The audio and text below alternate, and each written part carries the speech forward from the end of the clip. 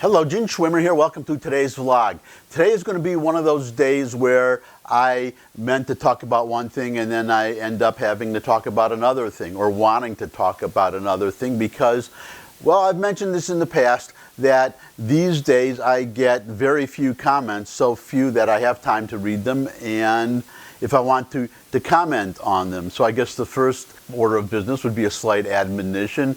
Tell your friends about the vlog so that more people will watch it and hopefully more people will comment. I would love for you people to be talking to each other too, not just sending comments to me. Get a little debate going so the vlog is not all about me. The reason I mention this is because, once again, as I've said in the past, when I do get a comment, most of the time, in fact I think it's been almost all the time, the comments are very good comments. They raise interesting points that I want to address, and that's what happened here. So today's comment is from Marcia Jamerson, and Marcia, before I start commenting, just want to say thanks. Thanks for taking the time, well, of course, for watching the vlog in the first place, but thanks for taking time to write down your comments. So let me read your comment and post it so everybody can know what we're talking about or what I'm talking about, and then I'll give you my comments. Oh, I'm sorry, I got to talk about what you're commenting on. I did a video, a vlog a few days ago, last week, I think it was, about Google censoring, or I believe censoring, one of my videos. They just refused to air it, or I posted it, they took it off, they censored it, and I said that yes, Google does censor conservatives. I'm proof. And I went through a whole litany of why I thought that they did that, why I thought it was censorship, put it that way, why I thought they were censoring me. And, well, one of these days I got to figure out how you post a link. There's a way to post a link in a video so that people can go right to it, or I could put it in the comments section. I don't know. I have a day job. That's my excuse. I don't have time to do all that stuff. But it's there. You can look for it. Go to the channel. But well, here's Marcia's comment about what I said. So she wrote, Google can do whatever they want with their platforms within legal bounds. This is what YouTubers refuse to understand. Instead, they harp on about how hindered their self-expression and content is, when literally no human and no company is obligated to support their content, whether or not it's controversial. After watching some of their rants, it's clear to me that many YouTubers don't know the meaning of the word censorship and what it truly looks like. Now let me comment. I think, Marcia, and there's nothing wrong with being a liberal, but I think you are so much a liberal that you have an axe to grind, and having an axe to grind and wanting to make a comment about an issue that you obviously feel strongly about, which is fine. I have no problem with that, but I think you missed my point, which was, or yeah, the meaning of the whole vlog. Just from the title, I said, if I remember the title correctly, yes, Google, I'm sorry, I meant YouTube. Yes, well, Google owns YouTube, so the same thing. Yes, YouTube does censor conservatives. I'm proof. Now, I'm not saying, I don't see anything in there where I'm saying that they have no legal right to do it, that they cannot do it if they want to, that they don't have the right to post or not post whatever they want to on their platform. What I said was simply that they do it, and the reason that I say that is because they deny that they do it. They say that they don't do it. So I'm going to expand on that in a second, but first I want to get to the last part of your comment here. After watching some of their rants, it's clear to me that many YouTubers don't know the meaning of the word censorship and what it truly looks like. Now, I'm a little bit at a disadvantage here because you don't reference any of these particular rants, so I can't look at them and see whether I agree with you or not, or whether I think you are accurate or not. All I can do is tell you what I do. And my practice is to use, when you're talking about what does censorship mean, is to use the definition of censorship. And if I could just digress for a second, because this is a problem that I've mentioned in the past, that people, at least my commenters, they occasionally say things without taking time to look up what they're saying to make sure that what they're saying is accurate. So here is the definition that I use of censorship. This is what censorship is. This is what censorship looks like. I'm just going by and I'll put it up on the screen here, or here, wherever it is, the Merriam-Webster dictionary definition of censorship, which is, quote, to examine in order to suppress or delete anything considered objectionable, unquote. That's it. Anything considered objectionable. If somebody posts something on YouTube and YouTube examines it to see if it might be objectionable to whom? To the person looking, because, well, this is another problem that I think, in fairness to YouTube, is that you might have rogue employees that are just deleting things that they consider objectionable, not something that maybe the parent company may not consider objectionable. But anyways, if somebody sees something on YouTube, an employee, and considers it objectionable and removes that material, they're censoring. That's what censorship is. That's what censorship looks like. So now, having cleared that out of the way, now I want to just get back to the point that I think she didn't mean to raise it. It wasn't the reason for the comment, but I do want to, as I like to do, I've said this is the whole purpose of these vlogs, to raise points that maybe other people have not thought about.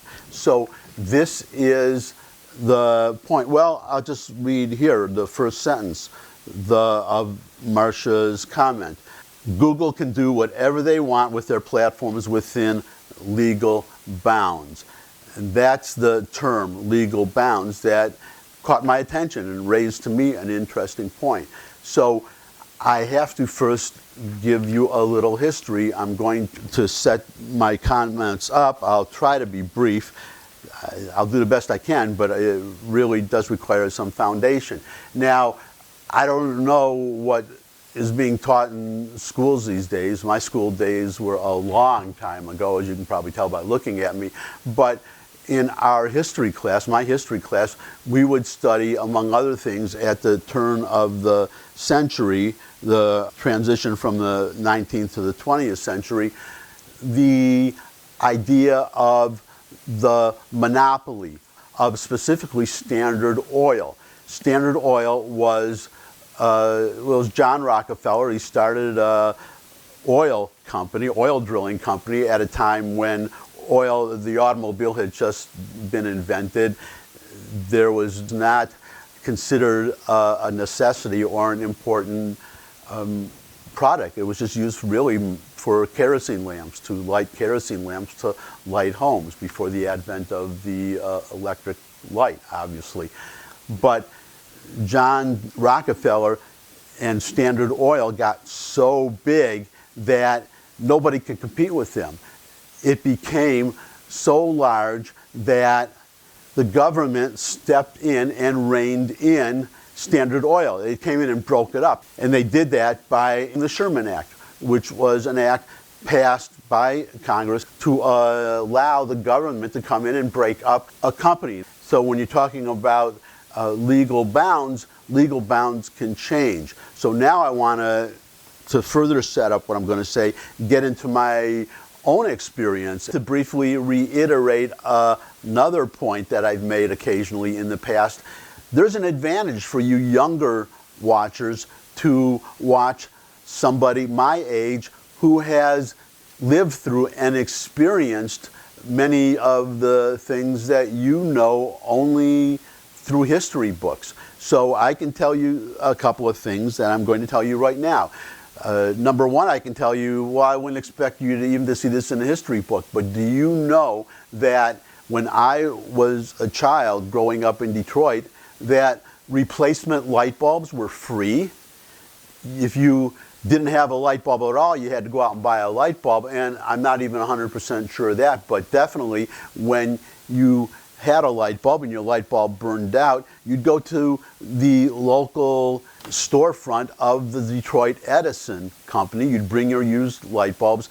Behind the counter they had a wooden bin. They would dump your light bulbs into the bin. They would count the light bulbs, see the wattages, and they would give you free light bulbs, brand new light bulbs.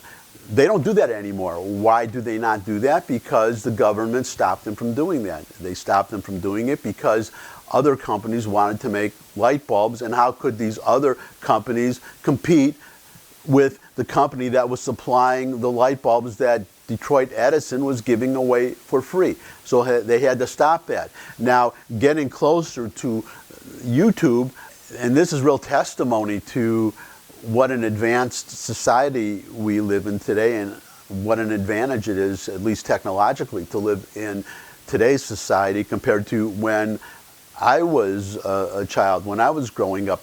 Because, well, you go into Best Buy, and the first thing you see is a whole bunch of cell phones.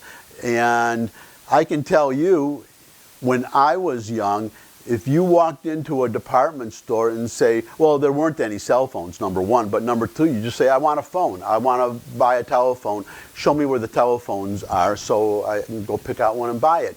They would look at you like you were crazy. They said, what are you, buy a telephone? What are you talking about? Because in those days, you could not buy a telephone. You could not buy a telephone. Why could you not buy a telephone? Because there were no telephones to buy. Why were there no telephones to buy? Because Bell Telephone Company made all the telephones, and they owned all the telephones, and they rented them. You had to rent the telephone from Bell Telephone. You could not buy your own phone. When you paid your telephone bill every month, one of the charges would be the rental cost of the telephone. So what happened? What happened was the government again stepped in and said they had to end that practice. This is what the whole process was, and this is what I'm getting to about YouTube. Bell Telephone had a monopoly on the telephone lines. They were a private company. Well, they are a private company. They built all the lines, and then they put their own phones on those lines. And they would not allow anybody else access to those lines. And their excuse or their justification was the same one that Marcia is giving here. We're a private company. We can do whatever we want. We built these lines. We own them. We maintain them. And we don't want other people using the phone lines to make money and to compete with us. The government stepped in. Number one, they broke up Bell Telephone. Now you have, well, I haven't looked lately, but there were several Bell Telephone. There was Bell Atlantic, I think Bell, I don't remember all the names, but Bell Telephone was one company. It was broken up into several companies, but also a number of electronics firms sued. They sued Bell Telephone. They went to the government and said, we want to make telephones, we want to sell them, but what's the point of making and selling phones if you can't hook them up into the national telephone grid? The government stepped in and they said to Bell Telephone, you have to let anybody use your lines who wants to use it. You're a private company, we understand. Too bad, you're going to allow other phone manufacturers to use your line. Now, the justification for that was that when the Bell Telephone Company started out in the late 19th, early 20th century, telephones had just come along. They were a novelty. They were not an essential part of life. So they could build themselves up slowly and become what Bell Telephone became before the government stepped in. But they reached a point where they were so ubiquitous, where they were so necessary, where telephones, I mean not the Bell Telephone, well yeah, Bell Telephone, but telephones were such an important part of modern American life that government said basically we're not going to treat you as a private company anymore. We're going to treat you as a utility, which is, by the way, what recently happened, and fortunately that was overturned. But remember net neutrality? Everybody was making this big deal about net neutrality. Well, as we can see, like my own little, if I can just put this in, like most predictions that liberals make, this one turned out to be wrong. There has been no disaster with eliminating net neutrality. But my point is how did that policy get instituted in the first place? Because Congress passed no law requiring net neutrality. It was the FCC. A handful of people, they voted to apply an old law, a 1936 law that applied to utilities, to the internet, to say that the internet is no longer a conduit for the posting of content, but it's a utility to be regulated as a utility.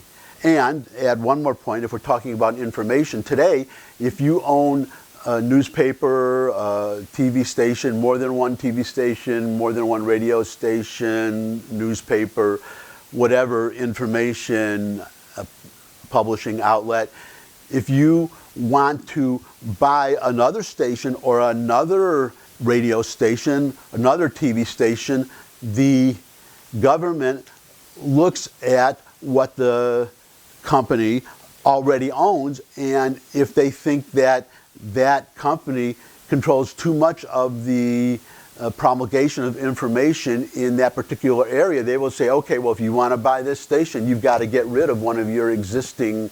So now we get to YouTube.